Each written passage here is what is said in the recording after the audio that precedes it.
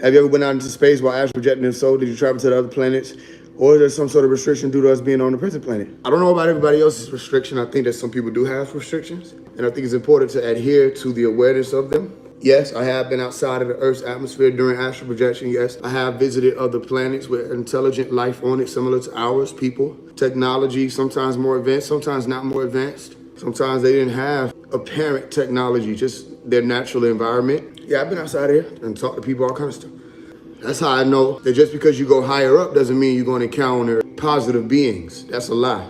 I encountered a lot of negative beings going upward too. You see what I'm saying? So it's not just positive. I met Zuin when I was like 15 years old. I went out of space and met Zuin. And he told me some crazy shit. I'll tell you what he told me. I astral projected and went out there and I saw him. He was a red, bioluminescent, fluorescent type being. No facial features, none of that, just red, humanoid, sitting in the Indian style or the Sukhasana pose, easy pose.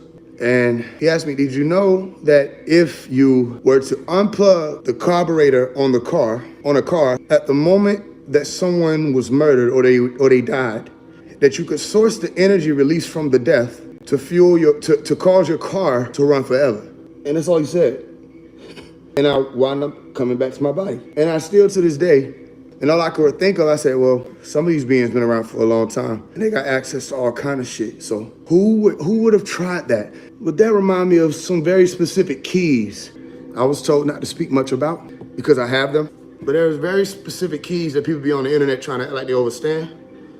You don't understand it. It will seem like it's some random shit that you got to do over here, do over here, do over there to make something happen. But there's a grid that this realm is set up on that those so-called random things actually are sitting within that aren't so random. They're coordinates in reality that are being perceived by conscious beings. And because of that, everything that's done, whether consciously or subconsciously, and everything that isn't done is still within that whole system or that whole grid. So it's all connected.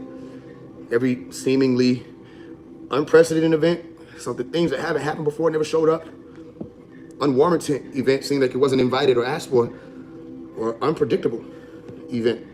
All of it's connected. So I'm not telling nobody to do no stupid shit. I'm just saying that's what the fuck this nigga said to me. I didn't know how, I didn't at the time especially understand how somebody could have figured that out. But that was a win. And I knew it was a win when I met him. And he was meditating. And he was huge. And he was in outer space.